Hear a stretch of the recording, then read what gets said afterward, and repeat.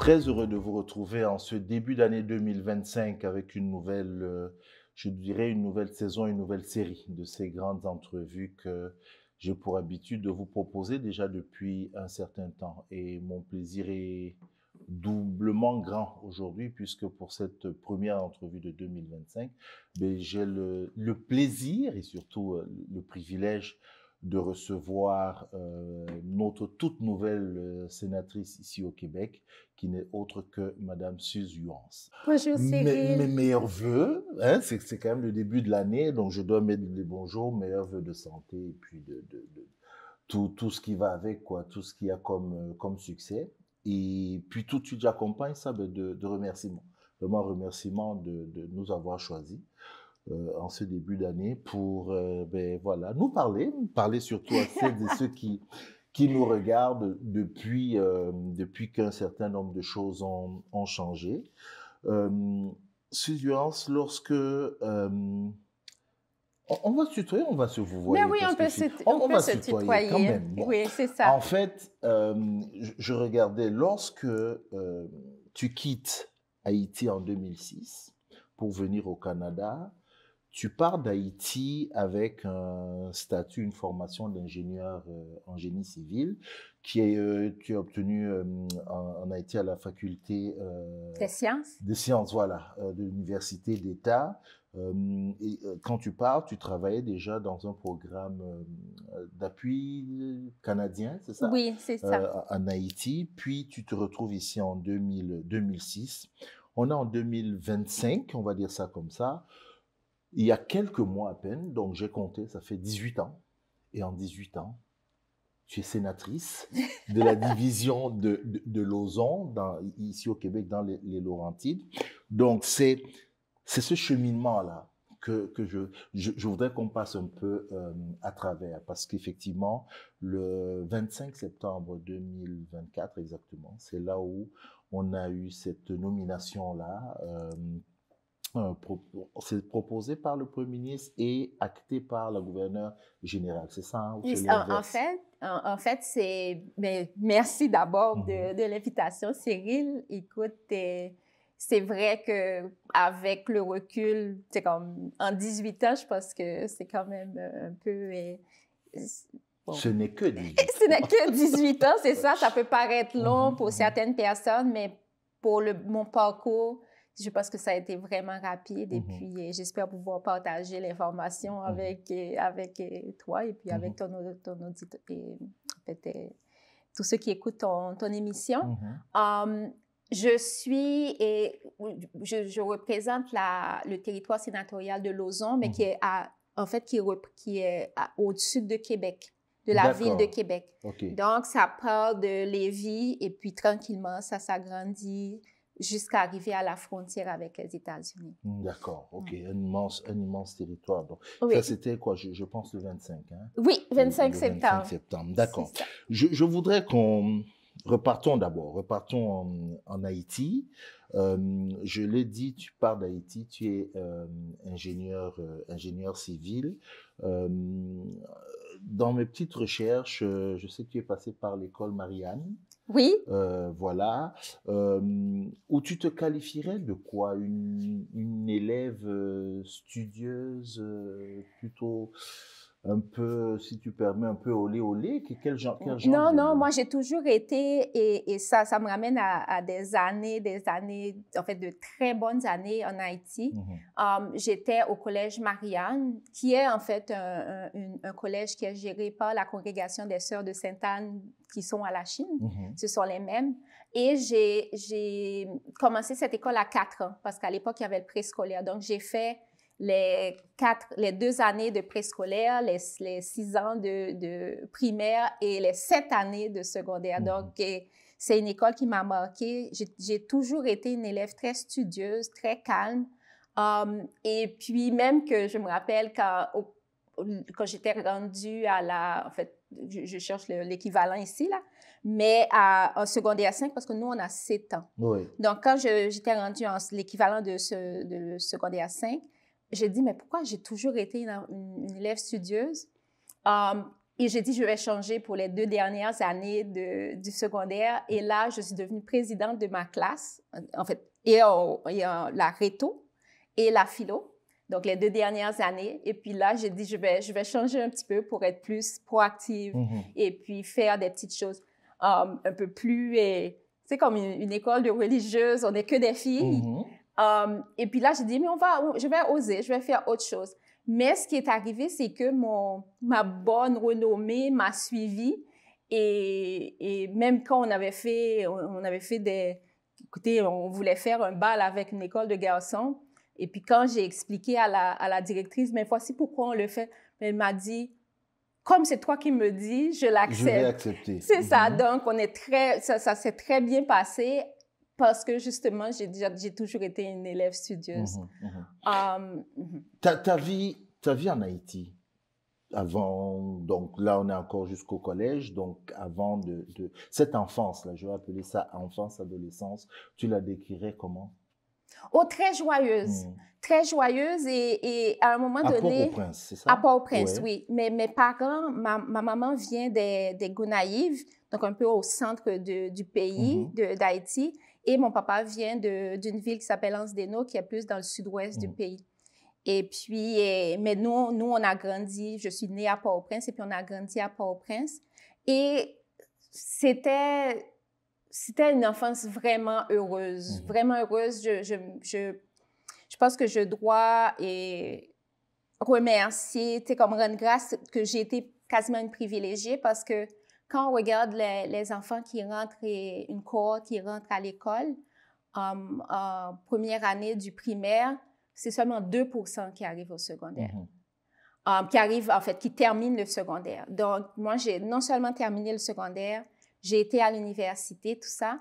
Et puis, j'ai eu des parents qui croyaient en l'éducation. Ma maman était prof, prof de couture. Elle avait une école de couture. Elle était entrepreneur aussi, finalement. Elle avait l'école de couture à la maison. Et puis, mon papa, lui, il était chimiste. Il était technicien en chimie. Et puis, il travaillait pour la cimenterie d'Haïti à l'époque, qui était une entreprise française. Alors, tu viens de dire... Pardon, excuse-moi, je t'ai interrompu. Combien d'enfants vous étiez? On est 4. 4, okay. Donc, j'ai mon grand frère et puis on est 3 sœurs. Tu viens de dire des parents qui croyaient beaucoup en l'éducation. On te voit aujourd'hui, on te présente, tu es ingénieur. En passant, même si j'allais revenir là-dessus plus tard, depuis que tu es ici, tu fais partie de l'Ordre des ingénieurs du Québec. On te présente toujours comme la femme qui est dans les sciences. Oui. Mais je découvre qu'en fait, ce n'est pas ce qui t'intéressait lorsque tu finis le collège. Tu n'étais pas intéressé par les sciences ou le génie, c'était par l'économie. Oui, c'est ça. Parce qu'en fait, c'est comme à un moment donné, tu veux te rebeller. C'est un peu la suite des 2 années au secondaire. Mon frère est ingénieur. Okay. Ma sœur, à l'époque, ma grande sœur étudiait en architecture. Puis je dis, mais pourquoi il y a trop d'ingénieurs dans la famille? Donc, on va changer ça. Ouais. On va changer ça et j'ai décidé de m'en aller plus en économie. Et en Haïti, il y a l'université d'État qui est gratuite et il y a les universités privées. Mon frère, lui, a fait la faculté des sciences, la faculté de génie. Et puis, ma sœur, et on entre pour l'université d'État. Il n'y a pas beaucoup de places. À la faculté des sciences, il y a 120 places et puis il y a à peu près 2000 personnes à l'époque qui postulaient pour les places. Ma sœur, elle était au privé et puis mon papa m'a dit, c'est sûr, si tu ne réussis pas, on va te payer l'université privée, mais ce serait bien que tu réussisses le concours d'admission à l'université d'État. Donc, moi, j'avais choisi 2 facultés d'État. Malheureusement, l'examen d'admission, c'était la même journée. Donc, mon frère a dit, mais si écoute, t'es bonne en maths, pourquoi pas ne pas faire le concours d'admission de la faculté de génie? Et puis, j'ai dit, mais je ne suis pas prête. Tout le monde, moi, je passais mes vacances à ne rien faire. Et puis, il a dit, oui, mais je sais que tu vas réussir. Et puis là, j'ai écouté mon frère, puis j'ai été à la faculté. J'ai passé le concours d'admission. J'ai été 14e sur les 120 qui ont été prises. Je me dis, c'est quoi l'affaire? Sur 1500 inscrits. Oui, tout à fait. Pour quelqu'un qui n'était pas préparé, qui ne voulait pas y aller, qui ne voulait pas y aller. Oui, c'était une très, très, très bonne nouvelle. Mon papa était très content. Est-ce que aujourd'hui, avec le recul, tu penses que c'était une bonne décision? Oui, je pense que c'était la meilleure décision. Je pense que c'est la meilleure décision que j'ai jamais prise. Parce que à l'époque, quand, par exemple, j'ai obtenu mon diplôme, il y avait de très, très belles perspectives en Haïti en termes d'emploi. Ceux qui partaient, c'est parce qu'ils avaient des parents déjà à l'étranger, mais il y avait de très belles perspectives. Et c'est comme ça que j'ai intégré la coopération canadienne. Donc, à l'époque, il y avait ce qu'on appelait les UAP. Donc, des unités d'appui au programme de coopération. C'est des entités multidisciplinaires qui réfléchissent sur l'action de l'ACDI dans le cas d'Haïti. Donc, on est en appui à la planification de projets et on fait du suivi de projets et aussi tout ce qui est dialogue de politique. Donc, j'ai été prise comme stagiaire pour 3 mois. Ce stage s'est prolongé, un stage d'1 an. Finalement, j'ai passé 11 ans. 11 ans, tout à fait. 11 ans à la coopération canadienne où j'ai travaillé sur des projets en infrastructure et beaucoup aussi en environnement, beaucoup de dialogue de politique à l'époque où il y avait des réflexions sur les conventions internationales des Nations Unies. J'ai participé d'ailleurs à 2 COP, les conférences des partis, sur la convention sur la désertification et la lutte contre la sécheresse. Okay.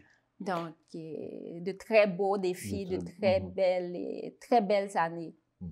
Et puis, au bout de ces 11 ans, tu dis, je vais voir, on dit souvent, je vais voir si l'herbe est verte, est mieux verte ailleurs. C'est ça, tu décides donc de venir au Canada au moment de ton départ, avec quelle ambition? Mais avec l'ambition de ne pas échouer. Parce que pendant les années, on a beaucoup vu des gens qui sont partis à l'étranger, qui sont revenus au fil des événements politiques ou catastrophes naturelles. Donc, des gens qui finalement ne se sont pas très bien établis à l'étranger. Et puis, en Haïti, ça ne marchait plus et puis il fallait repartir à plusieurs périodes. Très intéressant ce que tu dis, Superman. Je vais t'interrompre là-dessus. Tu dis de ne pas échouer. De ne pas échouer, quoi, l'exil? C'est-à-dire que quand on part, on est condamné à réussir? Ce qui arrive, c'est qu'il n'y a pas beaucoup d'exemples. En fait, moi, à l'époque, je n'avais pas beaucoup d'exemples de personnes qui ont réussi à l'étranger. Donc, oui, je voulais partir. Mon papa encore, nous avait dit, c'est le moment de partir parce que il ne voit pas notre avenir en Haïti. En Haïti, oui. Donc, partir, c'était quitter un très bel emploi. Partir, c'était quitter une stabilité. Donc, ne pas échouer, c'est au moins avoir le même niveau d'implication ou la même vie que j'aurais eue dans un pays où l'environnement social et politique aurait été bon. Donc, et ça, je l'ai dit à plusieurs reprises. Quand je quittais, mais c'est ça, il y a des gens qui disaient que c'était une erreur. Et probablement dans le profond de moi, je me disais aussi que si j'échoue, si je ne réussis rien à l'étranger, ben j'aurais échoué, j'aurais raté ma vie professionnelle. Et c'est à ce moment-là que j'ai dit, OK, je vais partir, je vais prendre les moyens pour avoir la vie que je veux. Tout à fait. Et donc, le départ, c'est une chose, mais la destination, est-ce qu'il y avait des options ou c'était vraiment uniquement destination Canada? Et le Canada, oui, parce que le Québec avec le français, mais comme je travaillais aussi à la coopération canadienne, et puis finalement, je dis, avec le recul, l'école, c'était une école une école congréganiste canadienne. je me sentais un peu comme chez moi. C'était comme, c'était pas un dépaysement en tant que tel par rapport à la culture dans laquelle j'ai quand même travaillé pendant 10 ans au niveau de la coopération canadienne. Et puis, il y avait aussi le programme de résidence permanente qui était quand même très accessible parce qu'il fallait avoir un diplôme professionnel. Et à ce moment-là, on pouvait avoir... C'est ça, je remplissais facilement les conditions de cette résidence-là. Donc, c'est pour ça que j'ai dit, ben, on va faire le processus pour venir ici au Québec. Alors, tu viens ici avec cette ambition, d'aucuns peut-être vont dire cette espèce d'épée de Damoclès là au-dessus de la tête en disant il faut absolument que je réussisse. Et tu l'as dit tantôt, tu te donnes les moyens de réussir puisque tu arrives tout de suite au bout de 4 ans, tu obtiens ta maîtrise. Oui. Au bout de quasiment 9 ans, presque, tu as ton doctorat en génie civil, donc avec en génie de la construction, c'est ça? Oui, obtenu c'est ça, à l'école de technologie supérieure, tout à fait.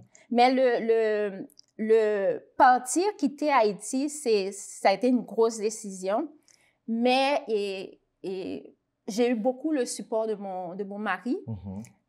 Et puis, quand on est arrivé, je me rappelle très bien, il m'a dit, OK, on va... Parce qu'il y a quand même un sacrifice quelque part. Donc, vous partez tous les deux, en fait. Oui, on part tous les deux. Vous partez tous les deux, OK.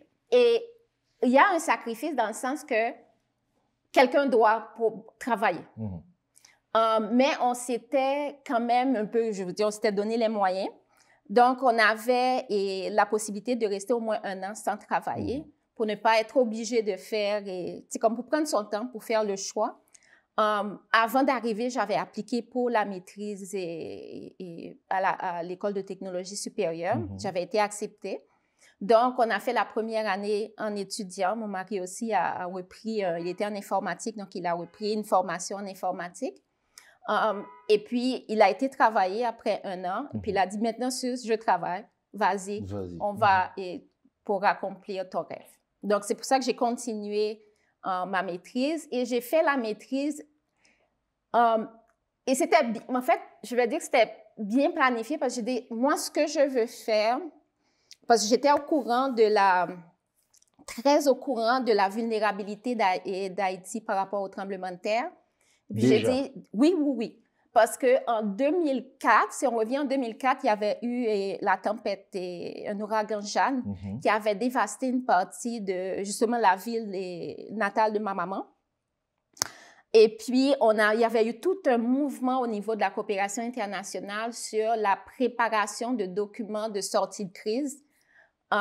Et là, on avait écrit fait des constats, écrit des programmes d'intervention, qu'est-ce qu'il fallait faire. Mais la partie gestion des catastrophes naturelles, la partie séisme, on avait écrit un demi-paragraphe. On savait qu'il y avait la vulnérabilité, qu'on devrait avoir un tremblement de terre important, mais on n'avait personne pour écrire ce bout-là, en fait, de manière concrète. Et puis là, en blaguant, j'avais dit à mes collègues qui venaient de tous les pays, parce que c'était vraiment une collaboration internationale, j'avais dit, je vais partir, étudier, puis je reviendrai écrire cette partie-là. Tout à fait. Donc, c'est pour ça que quand je me suis inscrite à l'ETS, j'avais vraiment mon objectif de comprendre la vulnérabilité sismique des bâtiments et de savoir comment intervenir là-dessus. Tout à fait, d'où le génie en construction. D'où le génie, c'est ça, d'où la maîtrise et ma maîtrise a porté sur les églises de maçonnerie de pierre de Montréal. Oh, OK. Je veux par contre revenir sur quelque chose que j'ai entendu pendant que tu parlais. Au moment où vous arrivez, ton mari, Roland, oui, voilà, qui dit, OK, là maintenant, Suze, tu peux aller, moi je travaille, tu peux aller accomplir ton rêve. Oui. C'est ce que tu viens de dire. Donc, tu pars avec ce rêve-là. Oui. Parce que tu as dit partir avec l'objectif de ne pas échouer. Oui. Mais derrière ça, il y a un rêve. Oui. De ce que je comprends. Oui. Un rêve qui n'était pas... Je peux pas dire que c'était... Je savais exactement. Mais le rêve, c'était de réussir. De réussir, d'apprendre quelque chose, mais aussi avec la possibilité de retourner en Haïti. Oui, retourner en Haïti avec cette formation, cette expertise qu'on n'avait pas... qu'on avait en partie, mais pas tout à fait en Haïti. Donc, c'était aussi ça. C'était aussi ça, c'était une autre alternative. Donc, prendre et avoir des compétences et de nouvelles connaissances pour faire pour mieux travailler en Haïti. Alors, tu vas en génie de la construction, tu as cette idée-là de réfléchir à comment tu as utilisé l'expression, à tout ce risque sismique qu'il y a en Haïti. Mais je constate que pendant que tu es là-dedans, c'est là, on ne peut ne pas en parler, qu'il y a le séisme. Oui, tout à fait. En Haïti de 2010. Oui, c'est ça. Est-ce que tu veux partager un peu avec nous comment tu le vis, mais en tant que toi, haïtienne, mais je parle aussi à l'ingénieur qui, justement, était en train de rêver de résoudre ce problème-là. Oui, c'est un gros bout de ma motivation qui m'a amené à continuer les études doctorales.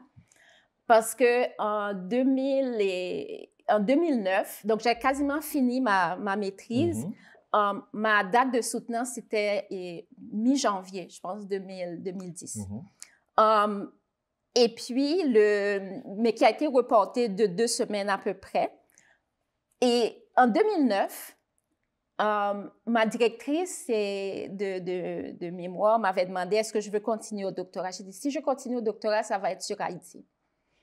Donc, en 2009, été 2009, je rentre en Haïti. Et puis là, je dis, mais mince, s'il y a un tremblement de terre, mais tout ça va tomber. Oui, tout à fait. Donc, ça m'a un peu confortée dans ma volonté de poursuivre et justement mes études et d'étudier les bâtiments de Port-au-Prince. Donc, quand il y a eu le tremblement de terre, ça a été un coup, mais c'est vrai ce que j'ai vu. Donc, les bâtiments, quand j'ai eu l'appel, on m'a dit, Suze, il y a un tremblement de terre en Haïti, parce que nous, on était en train de rentrer en Haïti dans les jours qui venaient. J'ai dit, mais s'il y a un tremblement de terre, mon frère ingénieur nous a dit de ne pas rentrer. J'ai dit, ça veut dire qu'il n'y a plus de palais national. Parce que le schéma, la structure, la façon de construire en Haïti fait en sorte que c'était évident. Mais pour moi, naturellement, c'était évident que certains bâtiments allaient s'effondrer. Donc, et pour faire un peu le deuil, justement, de ce qui est arrivé en Haïti, ce que j'ai fait quand j'ai fait ma soutenance de maîtrise, c'est de rajouter à l'analyse des bâtiments et des églises de Montréal, mais de rajouter un peu une perspective sur comment les bâtiments, les églises de Port-au-Prince se sont effondrés, ont été endommagés. Donc, ça faisait un beau et une belle perspective. Ça me confortait justement dans la nécessité d'avoir plus de connaissances. Et puis, c'est à ce moment que j'ai décidé de faire mon doctorat. De faire ça. On est au mois de janvier, là encore dans parce que c'était pas un jour, mais vraiment cette période de commémoration, du souvenir de ce séisme-là, et avec, mais vraiment avec ta permission, j'aimerais, parce que chaque Haïtienne, chaque Haïtien a vécu ce séisme-là d'une façon particulière. Oui. Moi, il y a quelque chose que je sais que tu as vécu à titre personnel. Est-ce que c'est quelque chose que tu peux partager avec les gens ou pas? Mais oui, mon papa est décédé la veille du tremblement de terre. La veille. Et puis, donc, vous imaginez que il y a le tremblement de terre. Donc, on nous appelle, ma sœur et moi, on est les deux à Montréal. Donc, on doit rentrer. On va rentrer, mais en même temps, il y a le tremblement de terre. Mais finalement, j'ai dit, mais c'est comme comment tout s'arrange parce que au moment du tremblement de terre, ma soeur, mon frère, la famille, le premier cercle, mais tout le monde était à la maison familiale. Donc, nous, mine de rien, le premier coup de fil de mon frère, tout le monde va bien, mais un tremblement de terre ne rentrait pas. Nous, on n'a pas eu à chercher du monde. Tout à fait. Parce qu'on savait que notre premier cercle était correct. Maintenant, une fois que c'est passé, le deuxième cercle, c'est la catastrophe. Mais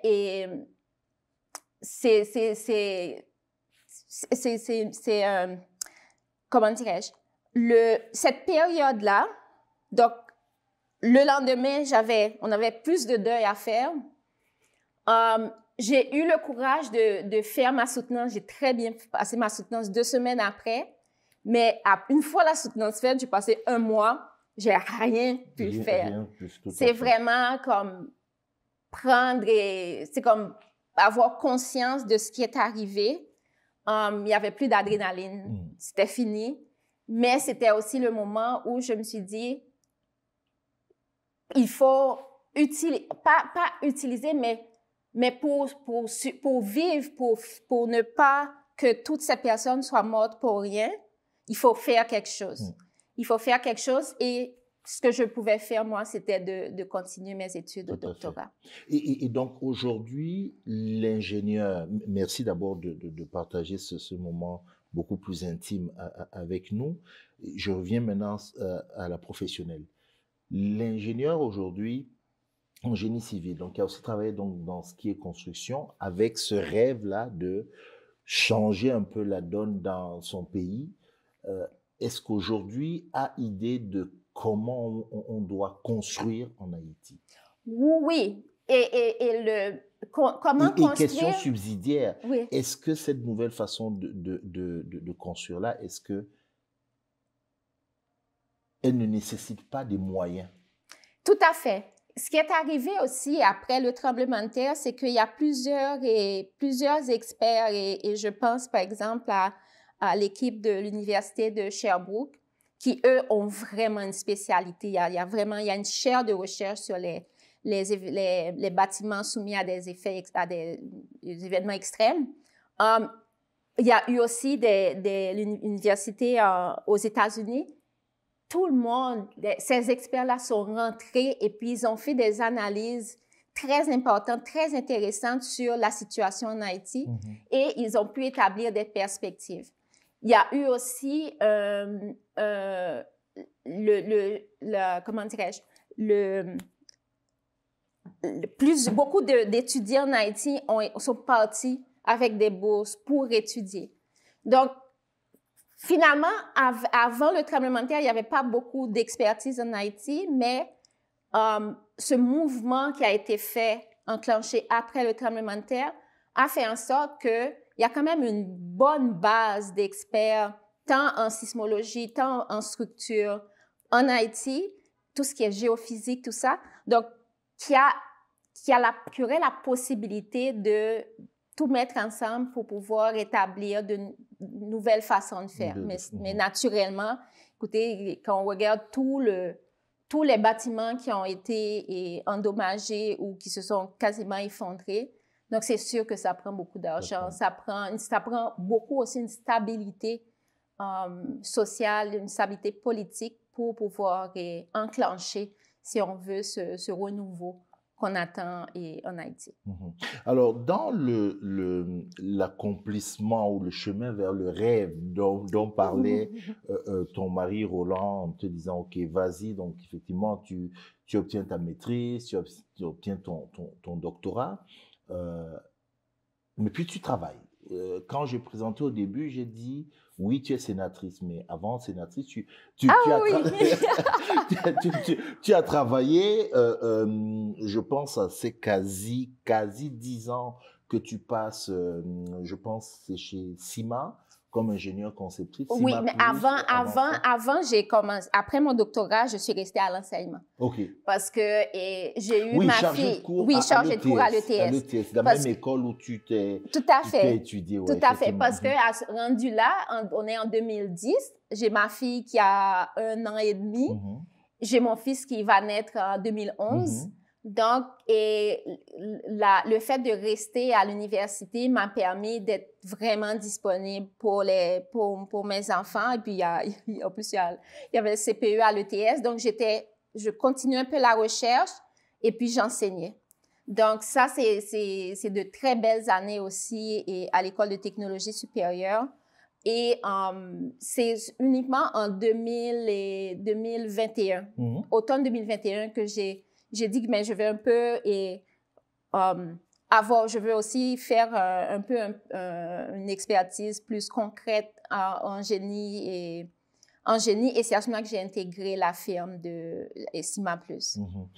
Ouais. Tu as évoqué les enfants. J'ai pensé à ton père et je disais les deux enfants aujourd'hui quasiment ados, c'est Loïc et Chloé. Oui, c'est ça. Est-ce que eux aussi demain, est-ce que maman va leur dire non, allez plutôt vers le génie alors qu'ils ont autre chose? Non, je leur donne le choix. Je leur donne le choix. Ben, c'est sûr que avec et c'est pas mauvais. Des fois, on le dit de manière un peu ironique que les parents haïtiens veulent que les enfants soient professionnels.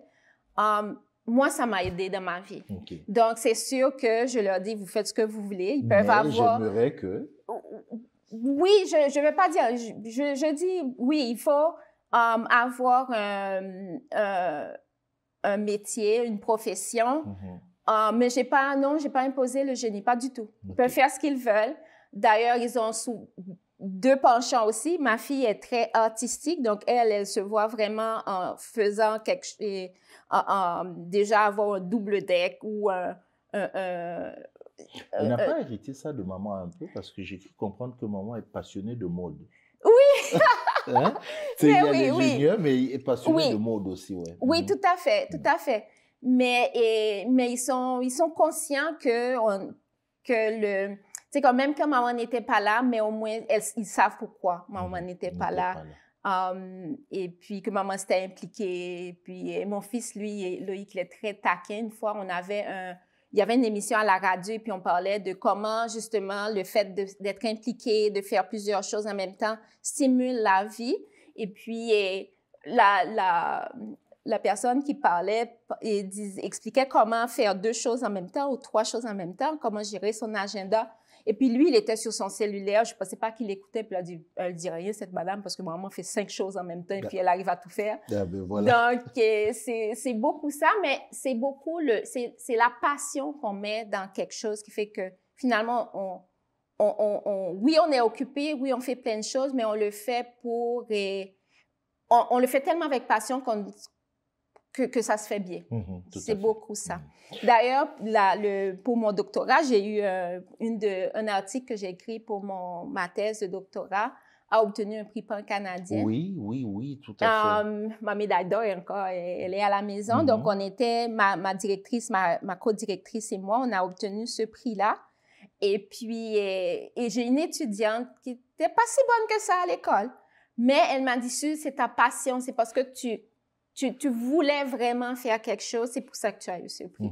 Donc, c'est pour ça que c'est ça, on peut faire tout dès qu'on a la passion parce qu'on ne se rend pas compte qu'on est en train de travailler, on vit sa vie, on vit sa passion, tout à fait. Tout à fait.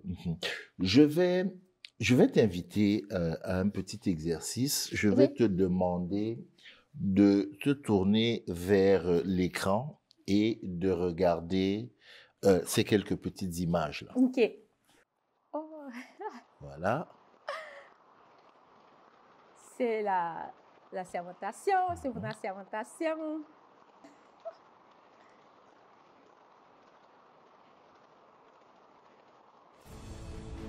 D'ailleurs, pour faire un peu de publicité, la tenue que je porte, c'est moi qui l'ai cousue. Ah, en plus. On vient de voir là, et tu l'as dit, c'est la sermentation. Puis il y a ce moment où justement, tu dis, ben oui, tu acceptes, ou comment vous appelez ça? Oui, la sermentation. La sermentation, c'est ça. Le discours où tu acceptes. On va revenir à beaucoup plus tôt, mais ce jour-là, qu'est-ce que tu ressens? Oh. Ce moment-là, qu'est-ce que tu ressens? beaucoup de gratitude, beaucoup de fierté. À un moment donné, vous allez voir que je lève la tête, je regarde mon mari, mes enfants qui sont en haut, des amis très proches qui sont venus parce qu'on était limité dans le nombre de personnes qu'on pouvait inviter. Donc, j'ai choisi, c'était difficile par exemple, mais j'ai choisi justement les personnes qui devaient être là. C'est de dire, oui, je suis partie d'Haïti. 18 ans après, je suis sénatrice. Du Canada. Au Canada, tout à fait. Oui. Mais c'est de dire, comment dirais-je, c'est une concrétisation d'un message que je lançais surtout à mes étudiants. Vous êtes nés ici, vous pouvez tout faire. Tout est ouvert. On vit dans un pays où tout le monde a la chance d'étudier, tout le monde a la chance de devenir ce qu'il veut.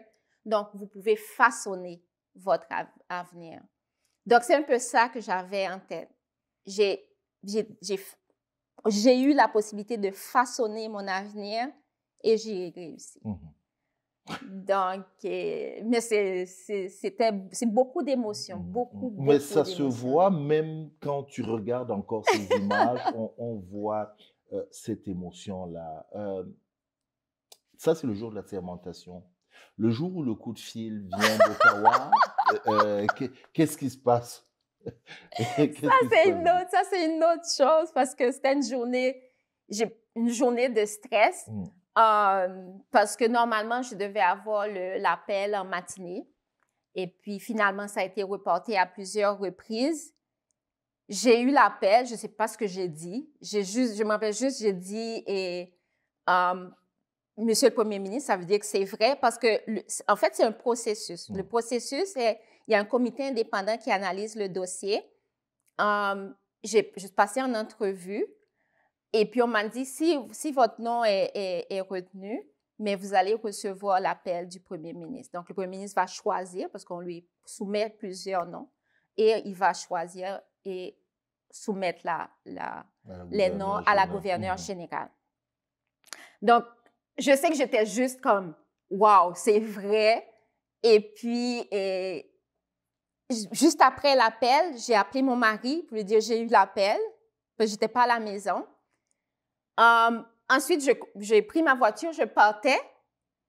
Et puis, il y a un monsieur, un autre conducteur qui s'arrête à côté de ma voiture, qui klaxonne. Je dis, pourquoi? Et puis, il me fait un geste de baisser la vitre.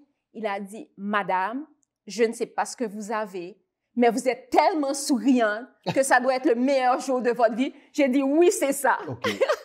Quelqu'un que vous ne connaissiez pas. Quelqu'un que je ne connais pas. Vous conduisiez en souriant. Je conduisais en souriant. Je ne me rendais pas compte de ça, mais je conduisais en souriant.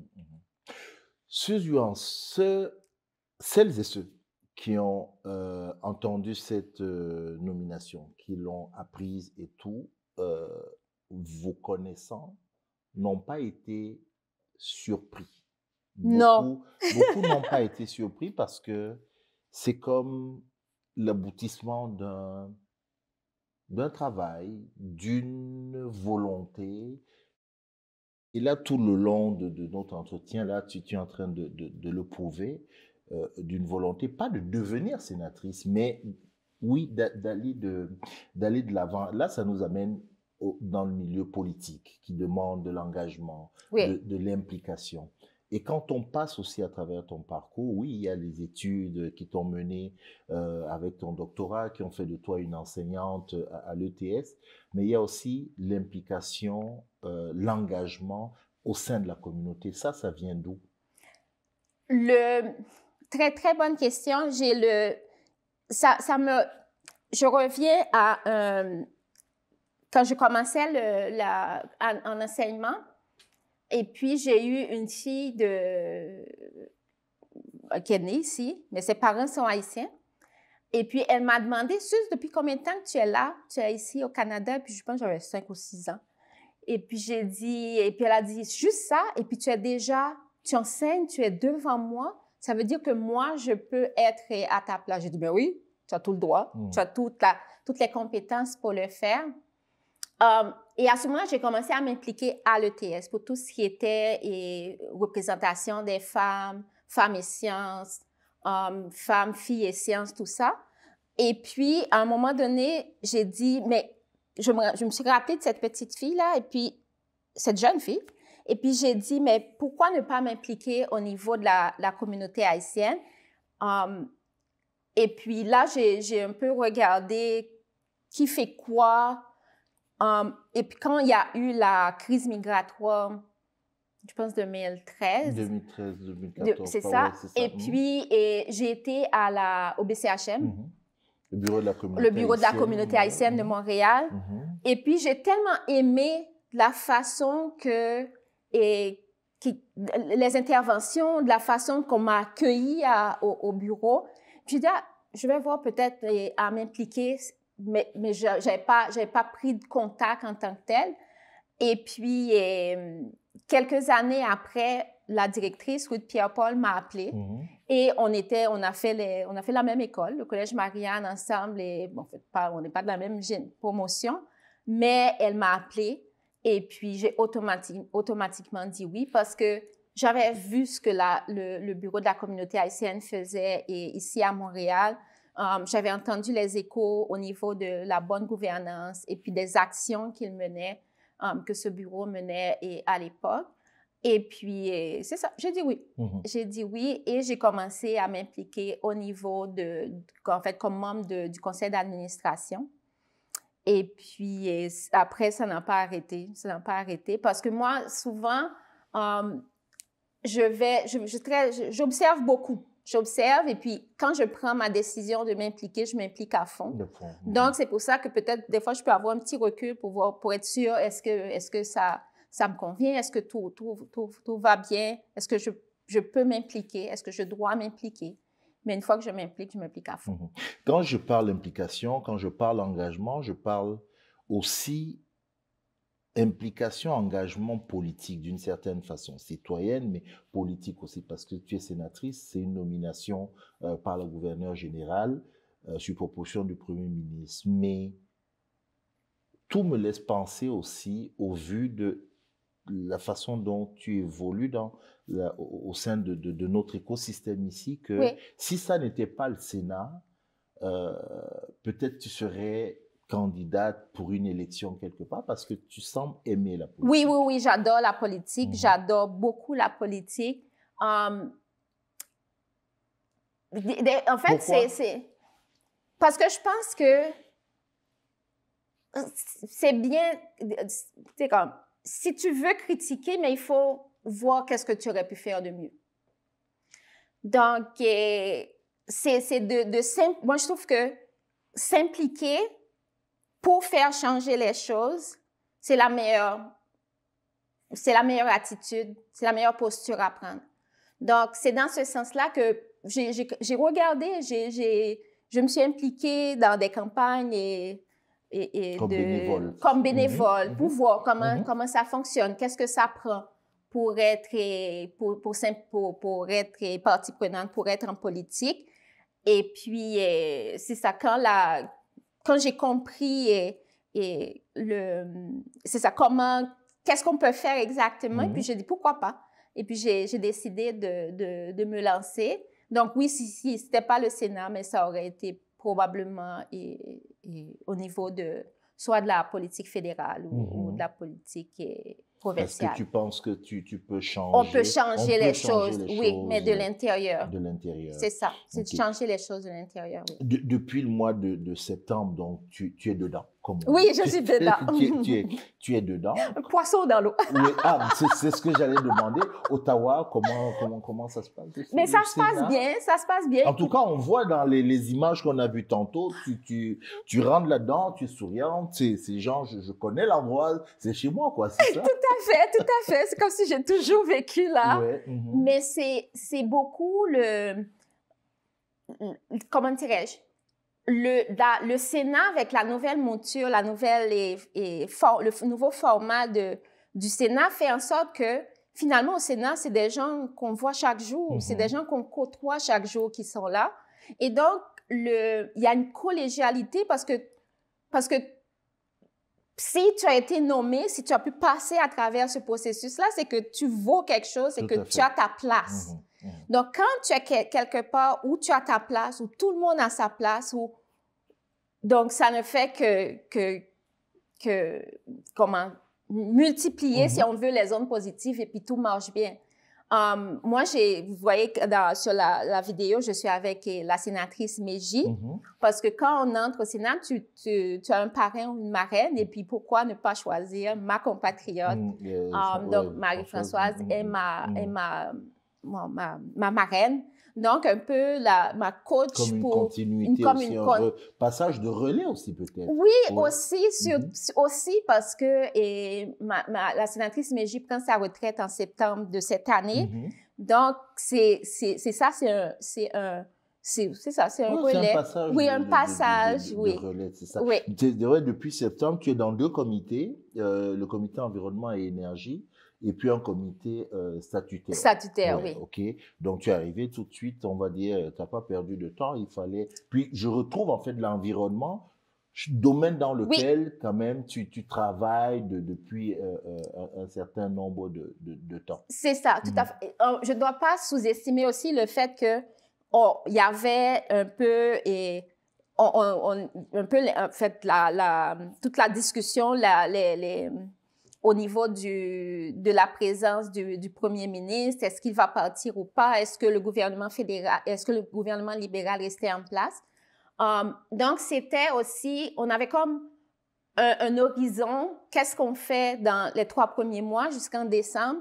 Comment la situation va évoluer? On ne savait pas trop, mais moi, je m'étais dit, il faut que, à mon départ en décembre, en fait, pour les vacances, que j'ai bouclé au moins le choix de mon groupe parce qu'il y a des groupes de sénateurs. Donc, je vais faire mon choix. Il est fait? Il est fait. Okay. Il est fait. J'appartiens au groupe des sénateurs indépendants, le GSI. Et puis, donc, le fait, justement, d'être partie prenante d'un groupe facilite aussi l'intégration. Donc, j'ai intégré le groupe des sénateurs indépendants au début du mois de décembre. Et donc, ça te propulse quasiment avec encore plus de personnes autour de toi. Et puis, c'est ça. Donc, une fois que tu intègres le groupe, donc à ce moment-là, tu peux siéger officiellement sur des comités. Et puis, c'est ça. Donc, j'ai choisi des comités sur lesquels je pense que je peux faire une différence. Donc, il y a le comité sur l'énergie et l'environnement. Et puis, un comité statutaire sur la planification des bâtiments à long terme sur la colline. On voit vraiment un poisson dans l'eau. L'ingénieure enseignante, je n'ai pas parlé du fait que dans ce parcours-là, tu es allé à la télévision ou tu as animé une émission scientifique et où la place des femmes dans les sciences et les technologies est quelque chose qui t'a toujours qui t'a animé. On a parlé de ton implication citoyenne qui a conduit aujourd'hui à cette implication politique que tu as. Oui, j'ai dit 18 ans d'ingénieur civil, aujourd'hui sénatrice. Les jeunes femmes et autres femmes peut-être un peu plus âgées qui te regardent aujourd'hui, te regardent. Ce n'est pas sénatrice qui fait de toi quelqu'un d'inspirant. Je me permets de le dire parce que je connais et je connais aussi l'entourage. Mais c'est ton implication, ta façon ton implication, ta façon d'être auprès des gens. Est-ce que Suzuance est une femme ambitieuse? Oui. OK. Et puis, je l'affirme même dans le sens que dans la culture haïtienne, si tu dis que tu es ambitieuse, c'est comme un défaut. Si tu dis que tu es... tu sais, comme il y a des termes qu'on n'utilise pas si on veut, comme expression en Haïti, parce que c'est pris... parce qu'en créole, ça sonne côté négatif. Mais en bon français, oui. Oui, parce que il faut vouloir du beau pour vivre, en fait, pour continuer d'évoluer, puis ne pas ne pas s'arrêter à un moment donné. C'est ça, les ambitions, c'est quelque chose de positif. C'est quelque chose de positif. Quelle est ton ambition là, en ce moment-là? Quelle est-elle? À quoi tu aspires? Tiens, on parlait d'accomplir le rêve. Je vais me permettre de dire ce que Roland, ton mari, te disait. Ton rêve, là, il est lequel? Je vais avouer que quand j'ai eu quand j'ai été nommée, j'ai dit ouf, OK, là je vais m'asseoir. Mais systématiquement, toutes les personnes qui me connaissent, qui m'ont appelée, next step, Suze. J'ai dit, c'est quoi l'affaire? Vous n'êtes pas encore satisfait? Je dis, monsieur, tu nous as habitués à toujours continuer. J'ai dit, OK, je dois essayer de trouver quelque chose pour aller plus loin. J'ai une petite idée en tête, donc je vais encore la garder, mais je n'ai pas le choix. Parce que je vous dis, tout le monde, Cyril, toutes les personnes qui m'ont appelé m'ont dit, on attend encore mieux. Next step, c'est quoi? J'ai dit, c'est quoi? Mais d'un coup, là, j'ai dit, c'est quoi? On m'a dit, si tu nous as habitués à toujours progresser, donc cherche quelque chose. Donc là, j'ai quelque chose en tête. Je vais voir comment... un peu comme tu m'as accordé... Tu vas m'inviter dans... C'est ce que j'allais dire. Je vais le faire. Je veux qu'on termine avec deux, trois questions en rafale. Loïc et Chloé, ils sont fiers de leur maman aujourd'hui? Oui. Ils sont fiers de maman avant septembre ou encore plus de maman depuis septembre? Encore plus. L'autre jour, je cherchais mon cellulaire. J'ai dit, appelez-moi. Et puis, tous, ils prennent leur cellulaire. Sur le cellulaire de Chloé, je m'appelle Honorable Maman. OK. Sur le cellulaire de Loïc, je m'appelle Madame la Sénatrice. Oh, carrément. Non, ils sont fiers. Ils sont fiers, ils sont contents. Et puis, malheureusement, je leur ai dit, bon, il faut que les enfants dépassent leurs parents. Donc, qu'est-ce que vous faites? Mais maman! Mais c'est ça, ils sont fiers. Ils prennent et ils comprennent si on veut, le prix de sacrifice, le prix de s'impliquer, mais la récompense qu'il y a après. Tout à fait. Donc, c'est ça. Moi, je m'appelle, et ma fille était toute petite, et puis elle avait dit quelque chose dans sa classe, et puis l'éducatrice est venue me trouver puis me dire, OK, madame, est-ce que vous êtes en train d'étudier ou quelque chose? Et puis, j'ai dit oui, je faisais le doctorat à ce moment-là. Et puis, elle me dit, votre fille attend que vous finissiez. Elle a confiance que vous allez finir. Donc là, je n'avais pas le choix. Donc, en même temps qu'ils sont fiers, mais en même temps aussi, ils sont mon socle. Ils sont ceux qui me disent, maman, tu peux, vas-y aussi. Tout à fait. Donc, non, je suis comblée. Tout à fait. Mais ça fait plaisir à entendre. Il y a aujourd'hui, au Sénat canadien, 3 femmes noires. Non, on est 8. Vous êtes 8 femmes. On est 8. Pardon, je voulais dire 8 femmes noires. 3 femmes noires du Québec. Du Québec. Oui. Être sénatrice, ça vient aussi avec une certaine responsabilité vis-à-vis de la communauté. Depuis que tu l'es, est-ce que tu vois un peu plus de poids sur tes épaules? Non, ou est-ce que tu vois plus d'attentes de la part de la communauté? Je n'ai pas encore eu le temps de retourner autour. Oui, j'ai contact avec les gens qui sont plus proches de moi, mais c'est pas un poids parce que ça fait partie du rôle du Sénat. Donc, de protéger les minorités. Donc, tout ce qui vient au Sénat est analysé avec cette lunette-là de est-ce que c'est quoi l'impact sur les minorités? Donc, c'est comme normal. Parce que ça fait partie du rôle du Sénat, en plus. Donc, c'est pas une charge. Et puis, c'est quelque chose qu'on a le devoir de faire. Donc, ça entre tellement dans les fonctions du Sénat que c'est quelque chose que j'embrasse avec beaucoup de plaisir. Avec beaucoup de plaisir. Et puis, j'ai commencé cet entretien en recevant Suze Youans et je vais le finir en remerciant la sénatrice, l'honorable Suze Youans. lui dire notre fierté, vraiment notre fierté, notre plaisir, à titre personnel, de nous avoir choisis, franchement, pour cette première grande entrevue.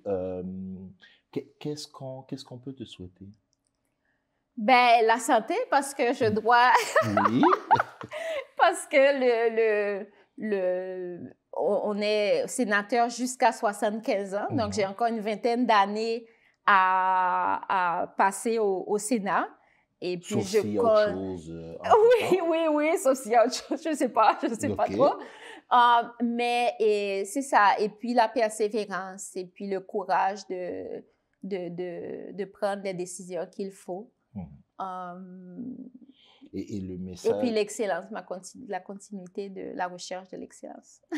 J'ai failli dire quel message pour pour celles, d'abord oui, les femmes certes, mais même les hommes qui nous regardent, mais je pense que tu viens de le dire là, ce à quoi tu aspires, ben, je souhaite qu'on aspire tous à ça, la continuité de la recherche de l'excellence. Oui, tout à fait. Merci beaucoup, Suze. Merci, vraiment, Cyril. merci. Ça a été un vrai plaisir de te parler.